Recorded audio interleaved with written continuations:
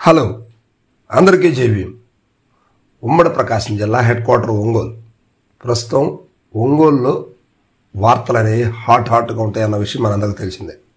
మొత్తానికి ఒంగోలులో మరలా ఒక కొత్త ప్రభంజనం అనేది జరిగిన ఆశ్చర్యపోవాల్సిన అవసరం లేదన్నట్టుగా ఒంగోలు ప్రజల వార్తలు అయితే ఈ మధ్యకాలంలో బాగా హల్చల్ చేస్తూ ఉన్నాయి. ఇక అందులో విషయానికి వస్తే బాలినేని శ్రీనివాసరెడ్డి గారు ఇక్కడ ఒంగోలు సిట్టింగ్ ఎమ్మెల్యేగా 5 సార్లు పనిచేసి మొట్టమొదటిసారి పార్టీ మారి, అంటే గతంలో కాంగ్రెస్ పార్టీ నుంచి వైసీపీకి వచ్చారు, వైసీపీ నుంచి ఇప్పుడు జనసేనలోకి వెళ్ళారు 5 సార్లు ఎమ్మెల్యేగా చేసిన తర్వాత. సో ఇప్పుడు జనసేనలో ఆయనకి పెద్దపేట ఇస్తారనే వార్తలు అయితే బలంగా నడిచినాయి. ఇది పార్టీలో చేరక ముందు మంత్రి ఇస్తామన్నారు, ఎమ్మెల్యే ఇస్తామన్నారు, అదే ఎమ్మెల్సీ ఇస్తామన్నారు. అదేవిధంగా జిల్లా పార్టీ పెద్ద దిక్కుగా, లేకపోతే జిల్లా పార్టీ అధ్యక్షుడిగా, అలా ఊహాగానాలు అయితే ఆయన మీద అంచెలంచెలుగా అంచనాలు పెరిగిపోయినాయి. సో ఇలాంటి తరుణంలో బాలినేని శ్రీనివాసరెడ్డి గారికి వైఎస్ఆర్సీపీలో ఇచ్చినటువంటి ప్రాధాన్యతలో 1వ వంతు కూడా ఇవ్వలేదన్న విషయం మనందరికీ తెలిసిందే. అయితే ప్రస్తుతం ఆయన విషయం పక్కన పెడితే ఆయన అనుచరులు ఒంగోలులో ఇప్పుడు కోడైకి వస్తున్నారు.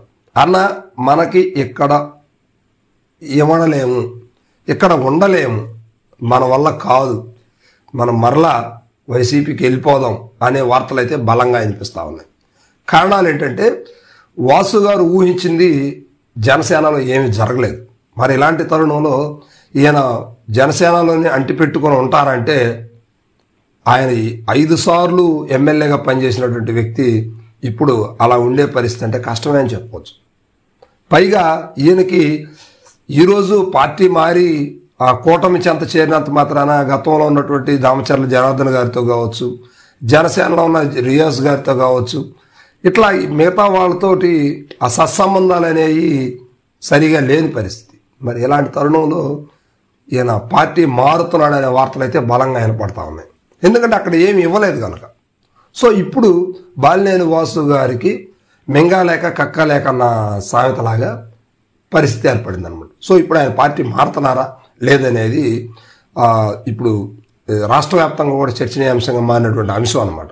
అయితే ఆయన అనుచరులు మాత్రం ఖచ్చితంగా ఇక్కడ ఉండే పరిస్థితి లేదు, మనం వెళ్ళిపోవాల్సిందే. ఎందుకంటే నిన్నటి వరకు కూడా దామచర్ల జనార్దన్ గారి మీద వీళ్ళిద్దరికి మధ్య కూడా పచ్చగడ్డి వేస్తే బొగ్గుమనే పరిస్థితి ఉంది. మరి అలాంటిది ఈరోజు ఒకే గూడు కింద చేరి కలిసి పనిచేస్తారా అంటే అది సాధ్యపడదు. ఎవరికి ఉన్నటువంటి గ్లెడ్జెస్ వాళ్ళకు ఉన్నాయి, వాళ్ళు ఖచ్చితంగా అవి రివెంజ్ తీర్చుకునే సమయం ఇది. అలాంటప్పుడు ఈయన వదిలిపెడతారని ఎలా అనుకోవాలి? సో ఒకవేళ వదిలిపెట్టినా కూడా కలిసి పనిచేయడానికి ఇష్టపడరు కదా. సో మరి ఇది ఆ బాలినేని శ్రీనివాసరెడ్డి గారి పరిస్థితి. అంతేకాదు ఉమ్మడి పార్టీలో ఉన్నప్పుడు కూడా అందరితోటి జిల్లా నాయకత్వం అనేటువంటి వైవి సుబ్బారెడ్డి గారు కావచ్చు, లేకపోతే జగన్మోహన్ రెడ్డి గారు కావచ్చు, కొంచెం డిస్టర్బ్గా నడిచిన పరిస్థితులు అయితే మనకి ఎన్నికల ముందు కావచ్చు, ఎన్నికల తర్వాత కూడా నడిచిన పరిస్థితులు మనందరికీ తెలిసిందే. సో ఆయన ఆ వింగ్లో నుంచి బయటికి రావడం కోసమే ఆయన జనసేనలో చేరాడనే విషయం కూడా మనందరికీ తెలుసు. సో ఇప్పుడు మరి జనసేనలో ప్రాధాన్యత అనేది లేదు, ఆ విషయం కూడా క్లారిటీగా అర్థమవుతుంది. ప్రాధాన్యత ఇచ్చే పని అయితే ఈ పార్టీకి జరిగి ఉండాల్సింది, కానీ అది లేదు. సో ఇప్పుడు మరి ఆ వాసు గారు వర్గం, ఆయన అనుచర వర్గం మొత్తం కూడా ఇప్పుడు పార్టీ మారే దిశగా ఆలోచన చేస్తున్నారు. అయితే బాలినేని వాసు గారు మాత్రం ఇంతవరకు ఎక్కడ ప్రకటించలేదు. జనసేనలోనే కంటిన్యూ అవుతారనేది మాత్రం ఆయన హావభావాలను బట్టి అర్థమవుతున్నటువంటి విషయం అనమాట. సో మొత్తానికి ఏ క్షణాన్ని కూడా పార్టీ మారే అవకాశాలు అయితే బలంగా కనిపిస్తూ ఉన్నాయి.